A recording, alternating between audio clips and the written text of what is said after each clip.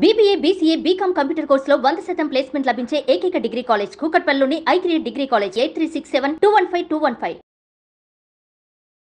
వాగర్థావివ సంపృక్తౌ వాగర్థ ప్రతిపత్తయే జగతః పితరౌ వందే పార్వతీ పరమేశ్వరౌ ఆదిత్యాయ చ సోమాయ మంగళాయ బుధాయ చ గురుశుక్ర శనిభ్యశ్చరాహవే కేతవే నమః. శృంగేరి జగద్గురు పీఠాధిపతులకి కంచి పీఠాధిపతులకి నమస్కారములు తెలియజేసుకుంటూ కార్యక్రమాన్ని ప్రారంభిద్దాం. మే 1వ తారీఖు నుంచి 15వ తారీఖు వరకు 12 రాశుల్లో జన్మించినటువంటి వారికి ఏ విధంగా ఉండబోతుందో తెలుసుకునే ప్రయత్నం చేద్దాం. ముందుగా ఈ 12 రాశుల్లో జన్మించినటువంటి వారికి 1వ తారీఖు నుంచి 15వ తారీఖు వరకు ఏ రోజుల్లో ఆదాయం బాగుంటుంది, ఏ రోజుల్లో ఖర్చులు అధికంగా ఉంటాయి, ఏ రోజుల్లో మానసిక ప్రశాంతత లోపిస్తుంది, ఎప్పుడు ఎలాంటి నిర్ణయాలు తీసుకోవాలి అనేటువంటి విషయాల గురించి క్లుప్తంగా తెలియజేసుకునే ప్రయత్నం చేద్దాం. ఇక వీక్షించేటువంటి ప్రేక్షకులు కూడా గమనించాల్సిన అంశం ఏంటంటే, ప్రధానంగా గ్రహాలన్నీ కూడాను మారబోతున్నాయి ఈ మే మంత్లోనే. మే 14వ తారీఖు రోజున గురువు మిథున రాశిలోకి ప్రవేశం చేస్తున్నాడు. అలాగే కొన్ని పంచాంగాలలో 16వ తారీఖు మరియు కొన్ని పంచాంగాల్లో 18వ తారీఖు రోజున రాహువు మీనరాశి నుంచి కుంభరాశిలోకి, కేతువు కన్యా రాశి నుంచి సింహరాశిలోకి ప్రయాణం చేయడం జరుగుతుంది. కాబట్టి ప్రధానమైనటువంటి గ్రహాలు గురువు, రాహువు, కేతువు ఈ నెలలోనే మార్పు చెందబోతున్నారు. కాబట్టి దీని ప్రభావము భవిష్యత్తులో అనగా వచ్చే మే 15వ తారీఖు తర్వాత జరిగేటువంటి సంఘటనలకి మే 1వ తారీఖు నుంచే నాంది కాబోతుంటాయి. కాబట్టి ఈ మే 15 తర్వాత జరిగేటువంటి మార్పులకి 1వ తారీఖు నుంచే శ్రీకారం చుట్టబోతాయి. కాబట్టి గ్రహాలన్నీ కూడాను మార్పులు అనేటువంటివి ఉంటాయి. కాబట్టి జాగ్రత్తగా గమనించగలరు. ఇక మనం గ్రహాల యొక్క స్థితిగతులు చూసుకున్నట్లయితే మేషంలో రవి, అలాగే వృషభంలో గురువు, కర్కాటకంలో కుజుడు, కన్యలో కేతువు, మీనంలో శుక్రుడు, బుధుడు, శని, రాహువు. బుధుడు 7వ తారీఖు నుంచి మేషరాశిలోకి ప్రవేశం చేస్తాడు. మే 1వ తారీఖు నుంచి 15వ తారీఖు వరకు ధనుస్సు రాశి వారికి ఏ విధంగా ఉండబోతుందో తెలుసుకుందాం. ప్రధానంగా చూసుకున్నట్లయితే చతుర్థ స్థానంలో శుక్ర, రాహు, శని, బుధుల యొక్క కలయిక. ప్రధానంగా ఈ గ్రహాల యొక్క ఈ స్థానాధిపతి 6వ స్థానం ముందు ఉండడం. కాబట్టి ప్రధానంగా చూసుకున్నట్లయితే తల్లిగారి ఆరోగ్యం పట్ల శ్రద్ధ వహించాల్సినటువంటి పరిస్థితి. స్థిరాస్తులు లిక్విడేట్ అయ్యే అవకాశాలు ఉంటాయి.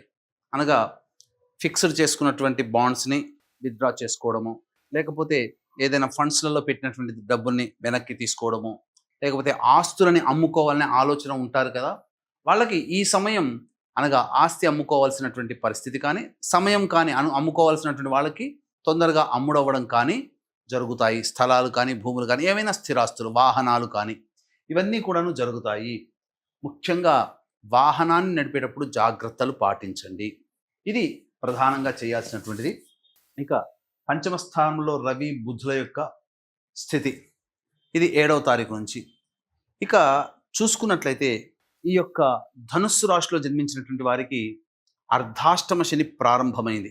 అన్ని శనుల ప్రభావంలో కల్లా అర్ధాష్టమ శని మాత్రం చాలా ఇబ్బందికర పరిస్థితుల్ని కొని తెస్తుంది. ప్రతిదీ కూడాను చేస్తున్నటువంటి వృత్తి, ఉద్యోగ, వ్యాపారాల్లో ఏదైనప్పటికీ కూడాను ఒక స్థిరత్వాన్ని కలగచేయదు. ప్రతి దాంట్లో కూడా ఒక ఆందోళన అనేటువంటిది, రేపేం జరగబోతుందని ఒక ఆందోళన అనేటువంటిది కలగచేస్తుంది. కాబట్టి చింత అని అంటారు. ఏదైనా ఒక విషయం గురించి ఎక్కువగా ఆలోచన చేయడం అనేటువంటిది ఈ యొక్క ధనుసు రాశి వారికి ఏర్పడబోతుంది. ఇక ముఖ్యంగా గమనించుకున్నట్లయితే విద్యార్థులకి మంచి అవకాశాలు లభిస్తాయి. గురుబలం చక్కగా ఉంది. అనుకున్నటువంటి పోటీ పరీక్షలలో మంచి విజయాన్ని పొందుతారని చెప్పవచ్చు. ఇక ప్రధానంగా ఈ యొక్క కుజగ్రహ ప్రభావము 8వ స్థానంలో స్థితి పొంది ఉండడం ధనుస్సు రాశి వారికి మూలిగే నక్క మీద తాటి పండు పడ్డట్టుగా. అసలే అర్ధాష్టమ శని దోషంతో ఇబ్బంది పడుతూ ఉంటే అష్టమ కుజుడు కూడా తోడై ఉన్నటువంటి కారణం చేత ప్రయత్నాలలో ఆటంకాలు అడుగడుగునా ఉంటాయి. వివాహం కావాల్సినటువంటి అబ్బాయిలకి, అమ్మాయిలకి కాస్త గడ్డు కాలం అనే చెప్పవచ్చు.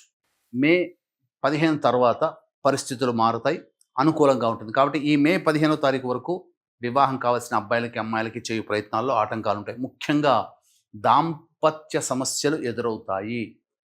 వ్యాపార భాగస్వామి కావచ్చు, లేదా జీవిత భాగస్వామి కావచ్చు, పొరపచ్చాలు వచ్చే అవకాశాలు ఉంటాయి. ఇక చేపట్టినటువంటి ప్రతి పనులలో కొంత యాంగ్జైటీతో కూడుకున్నటువంటి విధానం ఉంటుంది. అంటే ఏదో జరగబోతుందనే ఒక భయాందోళనతో కూడుకున్నటువంటి జీవన విధానం, ఒకేసారి ఎక్కువ పనులు చేయాల్సిన రావడం అనేటువంటిది ఈ యొక్క ధనుస్సు రాశి వారికి చెప్పబడుతుంది. అంటే ఏంటి దాని అర్థము? ఏ పని సంపూర్ణముగా పూర్తి చేయలేరు, ఇది అసంపూర్ణముగానే పనులు ఉంటాయి. ఇది ఈ విషయాన్ని ధనుస్సు రాశిలో జన్మించినటువంటి వారు పెట్టుకోవాల్సినటువంటి పరిస్థితి. ఇక సంతానం కోసం ఎదురు చూసేటువంటి వ్యక్తులు కాస్త వాయిదా వేసుకోవడమే చాలా మేలనేటువంటి విషయాన్ని గమనించుకోవాలి. ఏ తర్వాత చెప్పొచ్చేది ఏమిటంటే, గ్రహాలు అనుకూలంగా లేవు, ఈ కారణం చేత మీరు జాగ్రత్తలు పాటించండి. ఈ 15 రోజులంత వరకు కూడా 15వ తారీఖు వరకు కూడా ఖర్చులు అధికంగా ఉంటాయి. ప్రతి పనులలో సమస్యలు, ఆటంకాలు ఉంటాయి. వాహనాన్ని నడిపేటప్పుడు జాగ్రత్తలు పాటించాలి. దంపతుల మధ్య విభేదాలు వచ్చే అవకాశాలు ఉంటాయి. ధన వ్యయం అధికంగా ఉండబోతుంది. ఎదుటి వాళ్ళ సహాయ సహకారాలు ఉండవు. ఇలాంటివి కొన్ని విపత్కర పరిస్థితులు ధనుస్సు రాశిలో జన్మించినటువంటి వారు పొందబోయే అవకాశం ఉంటుంది. కాబట్టి జాగ్రత్తలు పాటించండి. 15వ తారీఖు తర్వాత మాత్రం గ్రహాలలో చాలా మార్పులు అనేటువంటివి రావడం అన్ని విధాలుగా యోగదాయకంగా ఉంటుంది. భవిష్యత్తు కోసం ఎదురు చూడడం మంచిదని చెప్పవచ్చు. ఇక మహావైశాఖి అనగా 12వ తారీఖు రోజున వైశాఖ పౌర్ణమి. ఈ రోజున పితృదేవత అనుగ్రహాన్ని పొంది సముద్ర స్నానము చేసినటువంటి వ్యక్తులకి అన్ని విధాలుగా యోగదాయకంగా ఉండేటువంటి స్థితి ఉంటుంది. పితృదేవత అనుగ్రహంతో అన్ని రకాల సమస్యల నుంచి బయటపడతారు. ముఖ్యంగా దీన్ని పురస్కరించుకొని తండ్రి వైపు 6 తరాలు, తల్లి వైపు 3 తరాలలో ఏమైనా దుర్మరణాలు అంటే road accident, fire accident, suicide attempt, నదిలో బావిలో పడి చనిపోవడం, ఇంట్లోంచి వెళ్ళిపోవడం, లివర్ ఫెయిల్యూర్, కిడ్నీ ఫెయిల్యూర్, క్యాన్సర్తో చనిపోవడం, 60 సంవత్సరాల లోపల ఏ విధంగా చనిపోయినా, పిండ ప్రదానాలు కుటుంబంలో చేయలేకపోయినా అవన్నీ స్త్రీ శాపాలు, పితృశాపాలు, సర్పశాపాలుగా పరిగణిస్తాయి. కావున ఇటువంటి శాప ప్రభావాలు ఏ వ్యక్తి జాతకంలో కానీ ఏ కుటుంబంలో కనుక ఉన్నట్లయితే ఆ కుటుంబం అభివృద్ధి చెందదు. అన్ని అవకాశాలు దగ్గర దాకా వచ్చి వెనక్కి వెళ్ళిపోతాయి. పెళ్ళిళ్ళు కావు, సంతానం కలగదు, దాంపత్యం బాగుండదు, అనేక విధాలుగా నష్టాలు చవి చూస్తుంటారు. ఏ పని చేసినా ఆ ప్రయత్నంలో ఆటంకాలు తప్ప విజయం అనేటువంటిది ఉండదు. కాబట్టి ఇటువంటి స్థితిగతులు ఉన్నవాళ్ళు ఆ సమస్య నుంచి బయటపడి ఆనందకరమైన జీవితాన్ని, విజయాన్ని సొంతం చేసుకోవాలనుకుంటే ఈ 12వ తారీఖు రోజున జరగబడుతున్నటువంటి పంచశాప నివృత్తి హోమ పూజాది కార్యక్రమాల్లో పాల్గొని సముద్ర స్నానం మాచే ఆచరింపబడుతుంది. ఆ విధంగా చేయండి, తప్పకుండా మీకు మంచి జరుగుతుందని చెప్పవచ్చు. అయితే ప్రతి వృత్తి, ఉద్యోగము, వ్యాపారాల్లో మంచి చెడు ఉన్నట్లుగానే ఈ యొక్క కార్యక్రమాలలో అనేటువంటిది కొంత దుష్ప్రచారము ఈ మధ్య మొదలైంది. అంటే ఉన్నవే భగవంతుడు ఇచ్చినటువంటిది 27 నక్షత్రాలు మనుష్యులకి. అందులో 19 నక్షత్రాలలో పుడితే ఈ యొక్క పితృశాపాలు మరియు స్త్రీ శాపాలు, సర్పశాపాలు అని నొక్కి వక్కాణించి చెబుతున్నారు. ఇది ఒక రకంగా ప్రజల్ని భయభ్రాంతులకి గురి చేయడం, మభ్యపెట్టి తద్వారా ధన సముపార్జన చేయడమే. ఎందుకంటే నక్షత్రంలో జన్మిస్తే నక్షత్ర జనన దోషాలు ఉన్న నక్షత్రాలు చెప్పబడ్డాయి. కానీ ఈ 27 నక్షత్రాల్లో 19 నక్షత్రాల్లో జన్మిస్తే పితృశాపాలు, స్త్రీ శాపాలు గురవుతారు అని చెప్పి అసత్య ప్రచారం చేయడం, తద్వారా జనాలని భయభ్రాంతులకు గురి చేసి ధనాన్ని సంపాదించుకోవడం మార్గమే. అంతేకాకుండా పోనీ సరే ఏదో భయపెట్టి చేయిస్తున్నారే అని అనుకుందాం, పోనీ అక్కడికి వెళ్ళిన తర్వాత పూజన సవ్యంగా జరుగుతుందా అంటే ఒకే ఒక్క బ్రాహ్మణుణ్ణి పెట్టి దాదాపుగా 45 నిమిషాలు, గంటలో ఈ కార్యక్రమాన్ని తుడిచిపెట్టేసేస్తున్నారు.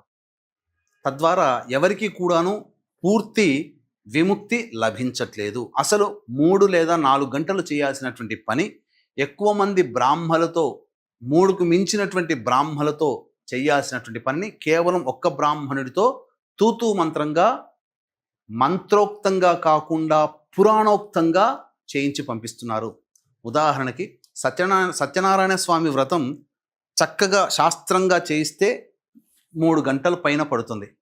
ఈ రోజుల్లో అరగంటలో పూర్తి చేస్తున్నారు వ్రతం. అట్లాగనే ఈ యొక్క శాప నివృత్తి పేరిట హోమాలు చెప్పి తీసుకొని పోయి 45 నిమిషాలు లేదా గంటలో ఈ కార్యక్రమాన్ని పూర్తి చేసి మమ అనిపిస్తున్నారు. కాబట్టి మోసపోకండి, అటువంటి భయభ్రాంతులకు గురయ్యే మాటల్ని నమ్మకండి. నిజాయితీగా 2013 నుంచి ఈ కార్యక్రమాలు జరిపించడం జరుగుతుంది. అదేంటో ప్రజలకు అందరికీ తెలుసు, చెప్పుకోవాల్సినటువంటి అవసరం లేదు. కాబట్టి ఆ యొక్క 12వ తారీఖు రోజున మహావైశాఖ పౌర్ణమి సందర్భంగా జరిగేటువంటి కార్యక్రమంలో నమోదు చేసుకునే ప్రయత్నం చేసి సమస్యల నుంచి విముక్తి పొందండి. ఇక ఈ రాశిలో జన్మించినటువంటి మహిళలకి ఇంట బయట అనేక సమస్యలు వస్తాయి. అప్పటి వరకు గౌరవించినటువంటి వాళ్ళే ఇబ్బందికరంగా మాట్లాడుతారు. మీతో సేవలు చేయించుకోవడమే తప్ప, మీతో పనులు చేయించుకోవడమే తప్ప మీకు తిరిగి కృతజ్ఞత కూడా తెలపలేకుండా పరిస్థితులు ఉంటాయి. అంటే పరిస్థితుల కారణమే తప్ప మనుష్యుల లోపము కాదనే విషయాన్ని గమనించుకోండి. అనుకూలంగా లేనప్పుడు పెట్టుబడులు పెట్టి వ్యాపారాలు చేయడము, లేకపోతే ఎవరికైనా నమ్మి డబ్బులు ఇవ్వడమో చేసినట్లయితే ఈ రాశిలో జన్మించినటువంటి మహిళలకి అంతగా బాగుండదు. కాబట్టి జాగ్రత్తలు పాటించండి. వివాహం కావాల్సినటువంటి వాళ్ళకి, సంతానం కోసం ఎదురు చూసేటువంటి వాళ్ళు మళ్ళీ వచ్చేటువంటి 15వ తారీఖు తర్వాత మీరు ప్రయత్నాలు ప్రారంభించండి. అన్ని విధాలుగా గ్రహాలు అప్పుడు అనుకూలంగా ఉండబోతున్నాయని చెప్పవచ్చు. ఇక చూసుకున్నట్లయితే 1, 2, 3 తారీఖుల్లో ధనుస్సు రాశిలో జన్మించినటువంటి వారికి మే 1, 2, 3 తారీఖుల్లో పరిస్థితులు సంపూర్ణంగా అనుకూలంగా ఉంటాయి. విడిపోయినటువంటి వాళ్ళు కలుసుకునే అవకాశాలు గోచరమవుతాయి. అలాగే ధనప్రాప్తి సంపూర్ణంగా ఉంటుంది. రాని బాకీలు వసూలవుతాయి. అన్ని విధాలుగా సహాయ సహకారాలు ఇతరుల నుంచి రావడం ద్వారా మీ పనులను పూర్తి చేసుకుంటారు. 4, 5 తేదీల్లో ఖర్చులు అధికంగా ఉంటాయి. ప్రశాంతత లోపిస్తుంది. అంతేకాకుండా కోపాన్ని ప్రదర్శించే సంఘటనలు తరచూ ఈ 4, 5 తారీఖుల్లో చోటు చేసుకుంటాయి. ఇక 6, 7 తారీఖులో కనుక చూసుకుంటే సంతాన మూలకంగా ఖర్చులు, సమస్యలు పెరుగుతాయి. సంతానం మూలకంగా విభేదాలు కూడా వస్తాయి. అలాగే ఆస్తి సంబంధించిన విషయాల్లో చర్చకు వస్తాయని చెప్పవచ్చు. ఇక 8, 9, 10, 11, 12 తేదీలో కనుక చూసుకున్నట్లయితే రాని బాకీలు వసూలు అవ్వడము, మీ యొక్క ఖర్చులకి మించినటువంటి ఆదాయం లభించడము, తద్వారా అన్ని విధాలుగా ఆనందదాయకంగా ఉంటుంది. చేస్తున్నటువంటి వృత్తి, ఉద్యోగ, వ్యాపారాల్లో సంతోషకరమైనటువంటి వాతావరణాన్ని పొందడం, తద్వారా ఆనందకరంగా జీవిస్తారని చెప్పవచ్చు. ఇక 13, 14, 15 తేదీలో కనుక చూసుకున్నట్లయితే ఖర్చులు అధికంగా ఉంటాయి. వృధా ప్రయాణాలు చేయాల్సినటువంటి పరిస్థితి. అన్నిటికంటే మించి మానసికమైనటువంటి ప్రశాంతత లోపించడం, సరిగ్గా నిద్ర పట్టకపోవడం, సరైనటువంటి సమయానికి భోజనం చేయలేకపోవడం అనేటువంటి లక్షణాలు ఈ 13, 14, 15 తారీఖులో గోచరమవుతాయని చెప్పవచ్చు. ఏ తర్వాత చెప్పొచ్చేది ఏమిటంటే 4వ తారీఖు, 5వ తారీఖు, 13, 14, 15 తేదీల్లో మీరు జాగ్రత్తలు పాటించండి. ఖర్చులు వాయిదా వేసుకోవడమో, శాతాన్ని తగ్గించుకోవడమో చేసుకుంటే సుఖంగా ఉంటారు అని చెప్పవచ్చు. ఈ యొక్క ధనుసు రాశిలో జన్మించినటువంటి వారికి సంబంధించినటువంటి సమస్యల పరిష్కారం కోసం ప్రతిరోజు సుబ్రహ్మణ్య భుజంగ స్తోత్ర పారాయణము, అలాగే దుర్గా అష్టోత్తర పారాయణం రోజుకి 3 సార్లు కనుక పఠించినట్లయితే చాలా మటుకు సమస్యలు తీరుతాయని చెప్పవచ్చు. సర్వం శ్రీ ఉమామహేశ్వర పరబ్రహ్మార్పణమస్తు.